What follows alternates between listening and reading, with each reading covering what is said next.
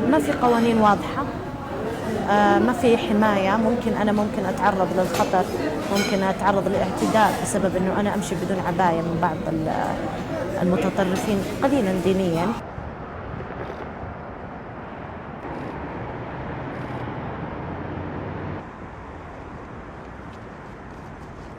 ما فيها هدف قد ما فيها إني أعيش زي ما أنا.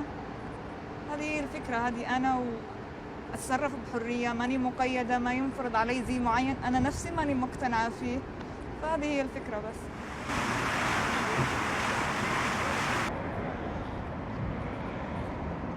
أكيد طبعا ما أيد إنه تمشي كذا بدون عباية. ليه؟ يعني مرة شيء غريب لأن إحنا مجتمعنا مو إحنا متعودين إنه نمشي بدون عباية يعني.